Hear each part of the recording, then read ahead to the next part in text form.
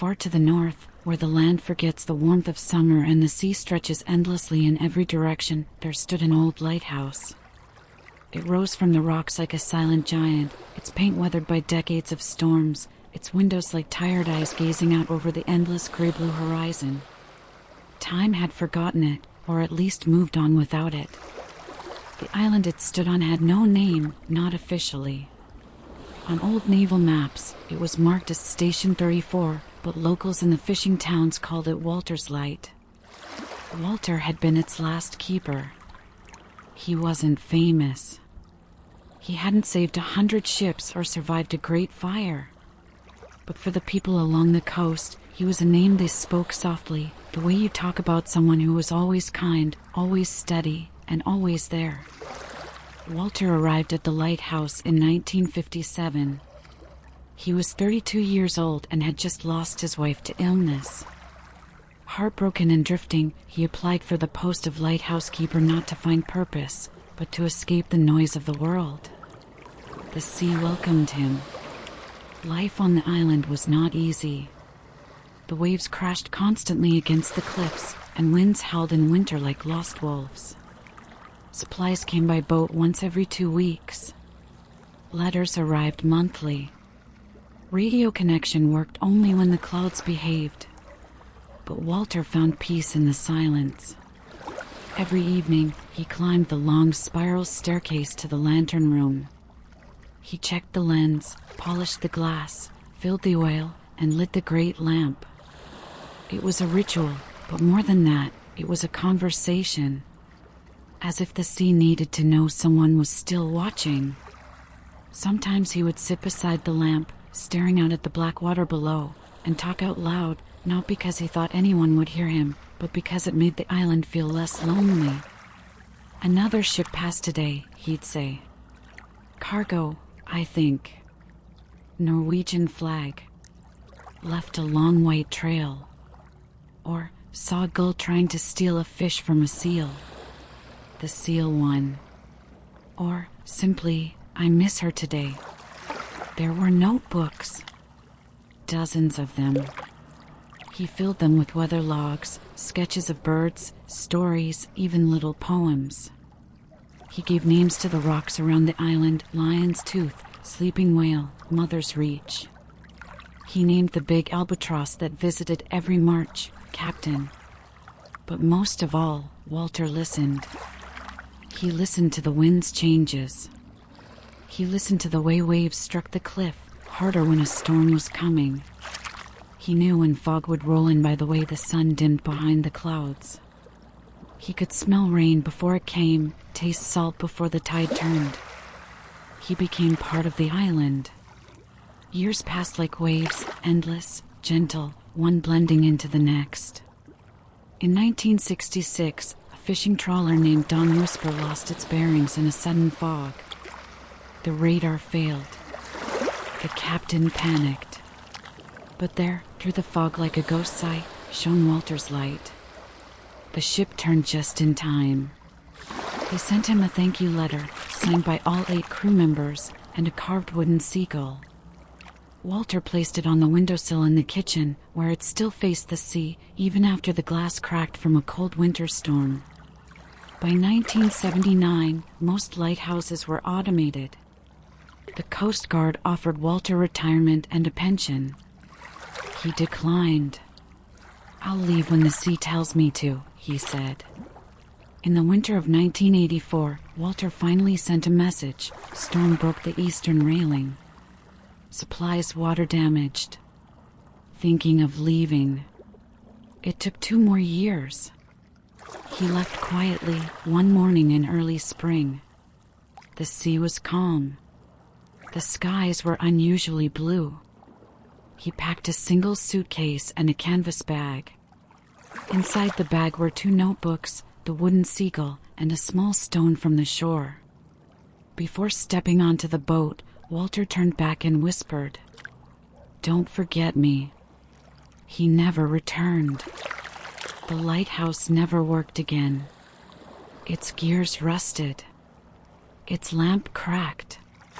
Its walls grew soft with moss and sea lichen. No one was sent to maintain it.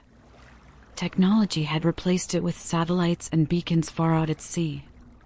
And yet, ships still reported strange things. Some said, during nights thick with fog, they saw a faint light from the top of the old tower. Not steady like a beacon, but pulsing like a breath. Others swore they heard a low hum, too deep to be a machine, too musical to be the wind. Locals whispered that Walter was still watching. Not as a ghost, but as a memory. As if the lighthouse itself remembered him and remembered how to shine. Years turned into decades. In 2022, a graduate student named Eloise Marin stumbled on a faded map in her university library. It was tucked between two books in a forgotten corner, an old survey of lighthouses from the 1950s. She'd been researching coastal folklore for her thesis. Most students chose pirates, sea monsters, or famous shipwrecks. Eloise chose lonely places.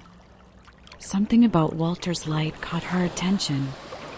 The notes were sparse, decommissioned. Last known keeper, Walter A. Durham. Status, unstable. Access restricted. She copied the coordinates. She found no mention of the island online. No photos. No videos. Not even a Wikipedia page. That made her even more curious. She emailed the Coast Guard. They replied with a single sentence. Island access not recommended. Structure integrity uncertain. So she went. Eloise was careful. She rented a small boat, packed a sleeping bag, a camera, and food for 2 days. She left a message with her roommate, "If I'm not back by Monday, call the Coast Guard." I'm not being dramatic. I'm just being safe.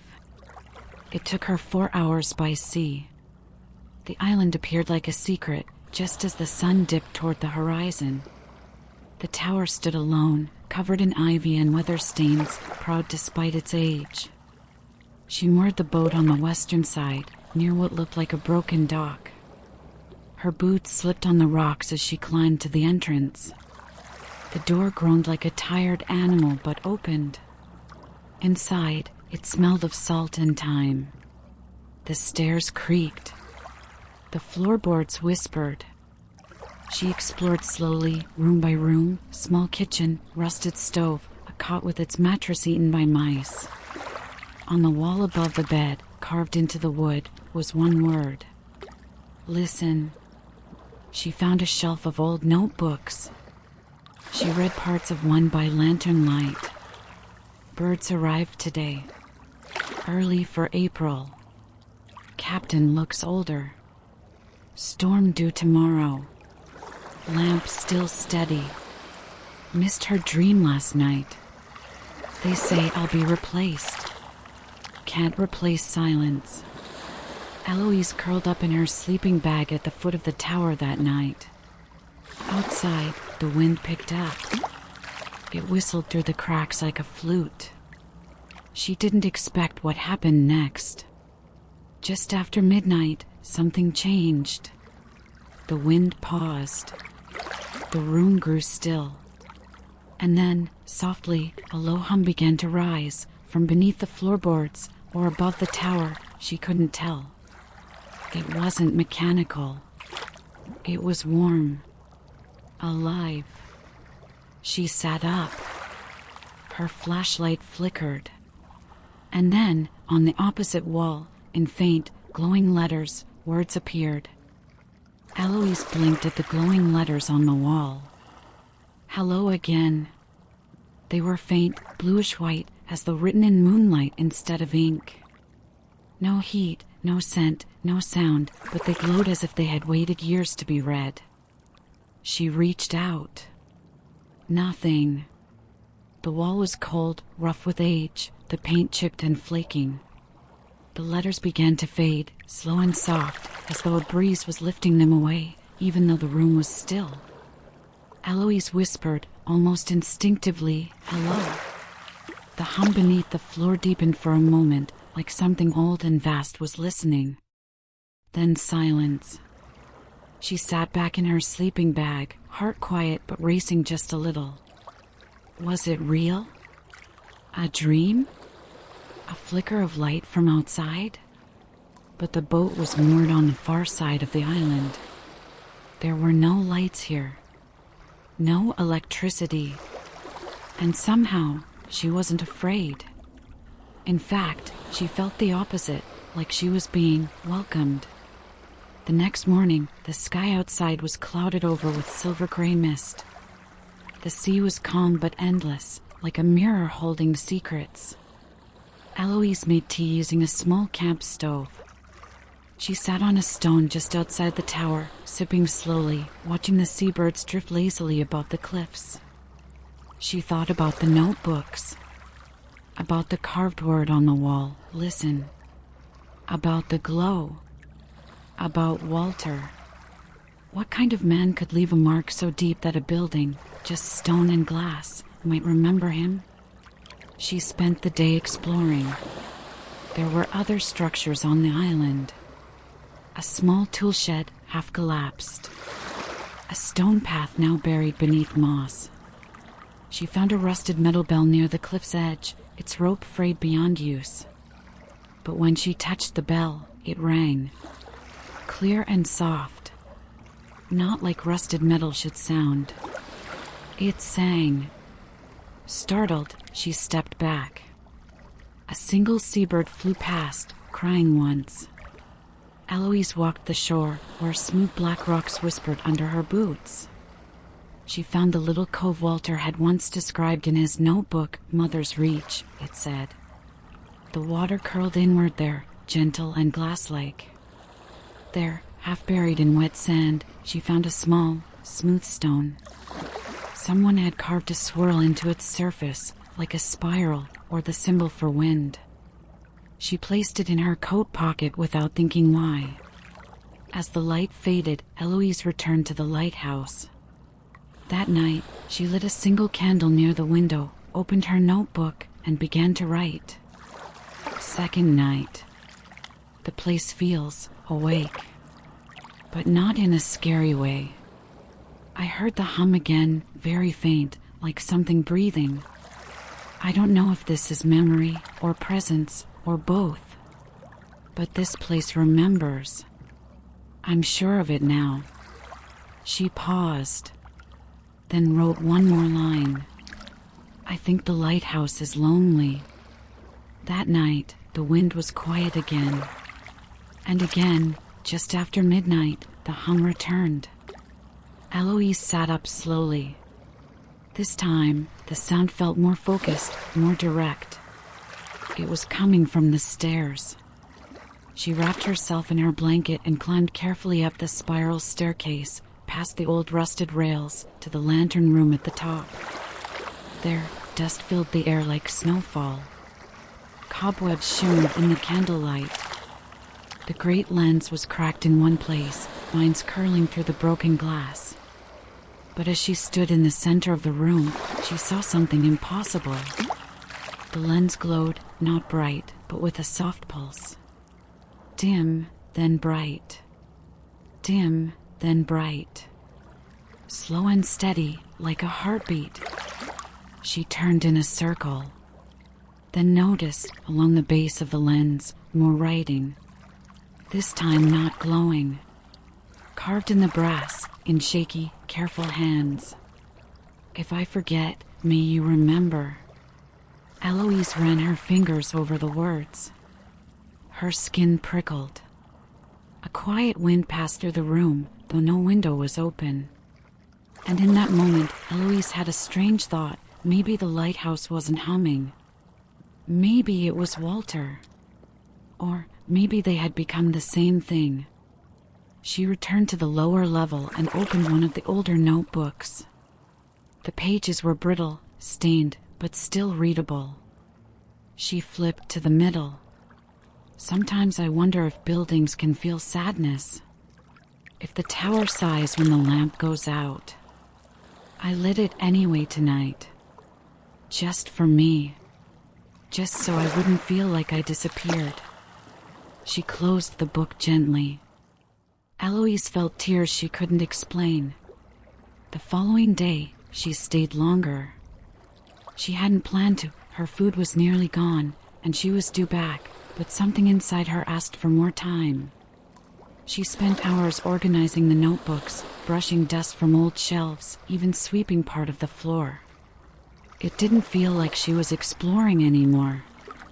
It felt like she was helping someone remember. As the sun dipped behind thick clouds, she wrote again. Third night. The tower glows more now, like it knows I see it. I keep hearing soft tapping, not wind, not water. I said goodnight out loud before sleeping. The hum answered. She almost didn't sleep. But just before closing her eyes, she whispered, "Good night, Walter." The wind outside picked up slightly, just enough to sound like, "Good night." At dawn, the sky was pink and sleepy. Eloise stood near the top, watching the horizon, her notebook in hand. Suddenly, a voice. "Hello?" Eloise turned sharply. A woman stood near the door, mid-50s maybe, with a faded Coast Guard jacket and bright gray eyes. She held a walkie-talkie, half-raised. Eloise blinked. "Hi, sorry, I wasn't." "Eloise Marin?" "Ah, yeah. You left a return notice with your roommate." She got nervous. "Oh, right. Yeah, I was just..." The woman smiled. "It's okay. I've been here before. Long time ago. My dad used to talk about this place. He called it the Watcher Who Listens. Thought it was poetic." Eloise smiled gently. The woman looked around. Still standing. "That's something." She pointed to the window. "That old man. Walter? He was the last one here. Never met him. But my father said he was the kind of person buildings don't forget." Eloise nodded. "Yeah, that sounds right. You ready to head back?" Eloise looked around the room one more time. She thought of the hum, the glow, the stone in her pocket, the words on the wall. "Yes, but I'll come back." The woman raised a brow. "Most don't." "I'm not most." They left the island as the clouds parted and a beam of light, thin and golden, landed gently across the lighthouse window. Far behind them, for just a moment, the lens pulsed once more. Like a heartbeat. Weeks passed, but Eloise couldn't forget the island. She returned to her apartment, handed in a revised thesis proposal, and showed her professor photos of the lighthouse, the notebooks, and the strange engravings. Her professor skimmed through the photos with a furrowed brow. "It's poetic, I'll give you that," he said. "But make sure your thesis doesn't get too sentimental." Eloise smiled politely, but said nothing. How could she explain that sentiment was exactly what the lighthouse was made of? Back in her room, the stone she had taken from the island sat on her desk. She hadn't told anyone about it. The spiral carved into it seemed to shift slightly depending on the light. Sometimes it looked like a wave. Sometimes a wind. Sometimes a path. At night, she thought she heard it hum. She dreamed often now, always of water, and sometimes of a staircase spiraling up into the clouds. Once, she dreamed of Walter, not clearly, just a figure in a dark blue coat, walking slowly through mist, one hand trailing the wall of the lighthouse. When she woke, she felt calm. Always calm. One afternoon, she received a small brown envelope in her university mailbox. no return address. Inside was a folded sheet of paper and a photograph. The photo was black and white, Walter, young and solemn, standing beside the lighthouse with a notebook in hand. In the corner, someone had written in neat cursive. He watched the sea until it spoke back. The paper had only one sentence. If you return, bring the book. She knew which book. The final notebook. The one she hadn't read yet. The one sealed in wax. Back at the lighthouse, it had felt too intimate, too sacred. She hadn't wanted to disturb it. But now, it felt like permission. That night, she booked a return trip. The weather turned colder as she approached the coast. The wind bit through her sleeves, and the sky hung heavy with clouds. She rented the same boat and took extra supplies, more food, a backup battery, even a shortwave radio. But as she pushed off toward the horizon, something deep inside her told her she wouldn't need any of it.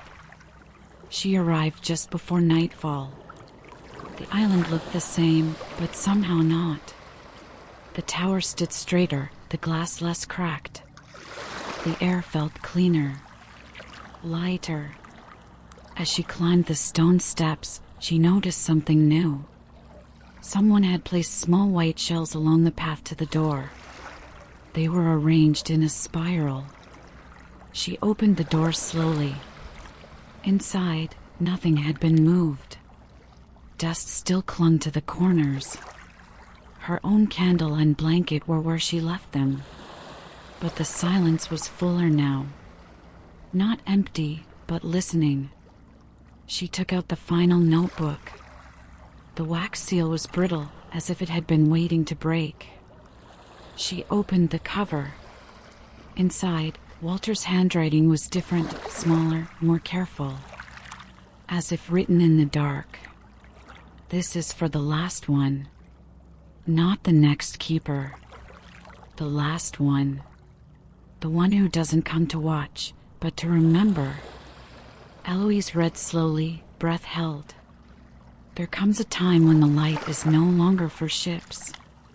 It becomes a song for the sea, a comfort to the wind, a reminder that someone stayed even when no one came. I have not spoken aloud in 3 weeks, but the tower knows me. The stone listens. The lamp still hums. Today, I walked the shore and found a spiral carved in a stone. I don't remember carving it, but I understand what it means. The lighthouse is not a place. It's a memory made real. Eloise turned the page. A small drawing, delicate, trembling, showed a staircase with no end, circling upward into stars. Beneath it, he had written, I think I am turning into light. Eloise closed the book gently and pressed her forehead to the cover. I remember you, she whispered. The tower creaked gently above her, like an old house sighing. Then, a sound. Not the hum this time. A bell. Distant from outside. She stepped into the cold evening and followed the sound. At the edge of the cliff stood the same rusted bell from before, but now the frayed rope had been replaced with a long strand of white seaweed, braided and smooth. It swayed gently in the wind. As she touched it, the bell rang once, low and long. And from the sea, something answered. A sound like a distant horn. No, not a horn. A voice. A voice of depth. She stood frozen, listening, her heart slowing. Then, from the base of the lighthouse, a light appeared, not from the tower top, but from below. From beneath the island. Eloise followed. Near the back of the structure, behind a curtain of ivy, she found a hatch in the stone. Rusted, but not locked. The hinges moaned as she pulled it open. Stairs. Not the winding kind, these went straight down, carved from the rock, narrow and ancient. She lit her lantern and descended. The air was cold and smelled of salt and thyme. The sound of the sea was closer here, echoing like it flowed through the rock. At the bottom, she found a small cavern. Not natural, carved, shaped. And at its center, a pool. Perfectly still. The pool glowed faintly blue. Around it, embedded in the walls, were hundreds of small stone carvings.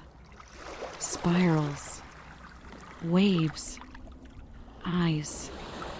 Lamps. Stars. Names. And one word over and over. Listen. Eloise stepped to the edge of the pool. In the water, she saw not her reflection, but memories. A boy lighting the lamp. A man reading by candlelight. A gull on the windowsill. A storm raging as a figure held the railing with both hands, refusing to let go. And finally, an old man placing his palm to the wall and whispering, "May the next one hear me." The water pulsed softly. And then it spoke.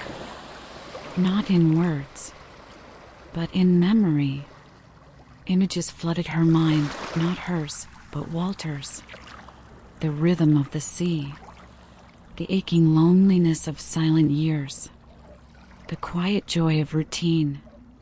The sharp sting of loss. The strange peace that came from becoming part of something still. A guardian with no watchers. A keeper with no ships. A man who stayed because staying was love. Eloise knelt by the water and whispered, "I hear you." The cavern filled with warmth, not heat, but presence. The light brightened gently. She closed her eyes. When she opened them again, she stood at the top of the tower. But she had no memory of climbing. The lamp beside her was glowing, not broken, not old, but whole. And before her, the sea stretched out, vast and calm. A ship moved slowly along the horizon. And from the tower, a single pulse of light cut through the sky. The lamp glowed around her like a halo. Eloise stood inside the lantern room, the cracked glass now whole, the brass polished, the great lens slowly turning. But she hadn't repaired anything. She wasn't even sure this moment was real. And yet, it was. The tower was alive. No, not alive like a person, but like a story still being told. Below, the sea was black velvet, rippled with silver. A ship blinked a light in the distance, unaware that it had passed through something ancient and watching. The wind circled the tower, soft and steady. It sounded like breathing. Eloise stepped forward and placed her hand on the lens. It was warm. For a moment, she swore she saw something in the reflection. A shape. A man. He stood behind her, not a ghost, but a memory held lovingly by the stone. Walter. Tall, quiet, with a peaceful expression. His eyes were fixed on the sea, not her. She turned. No one there. And yet, she didn't feel alone. That morning, the sun rose slowly, as though the world had agreed to wait a little longer. Eloise descended the stairs, each step lighter. She left the tower door open to the breeze. The air smelled like rain and brine and something like rosemary. She walked the path to the dock where her boat waited. Before leaving, she placed the final notebook in a dry box at the base of the tower, just beneath a stone marked with a spiral. She whispered, "I'll tell them your story." And then, "Thank you for waiting." As she pushed off into the water, the wind shifted, and for just a moment, the lighthouse rang its bell, low and soft, like a farewell whisper between friends. Back on land, Eloise kept her promise. She wrote her thesis, but not as a dry academic text. She wrote it as a memory, a story, A love letter to places that remember us, even when the world forgets. It was called The Lighthouse That Waited. Her professor called it unusual. The review board called it hauntingly beautiful. And a publisher called her within a week. But Eloise didn't chase the attention. She simply smiled. She knew the real audience was a stone tower on a lonely island and a keeper who once believed he had been forgotten. Years later, long after Eloise became a quiet voice in documentaries about forgotten coasts, a new ship's captain sailed near the island. Fog had rolled in thick and fast. Their radar glitched. Visibility, 0. But far ahead, through the swirling gray, something pulsed. A light. Old, golden, steady. Later, when the sky cleared, he looked again, but there was no light to be found. Only the broken tower, silent and dark. "I swear it was lit," he told the coast radio. And the woman on the other end simply smiled and said, "Then you weren't alone."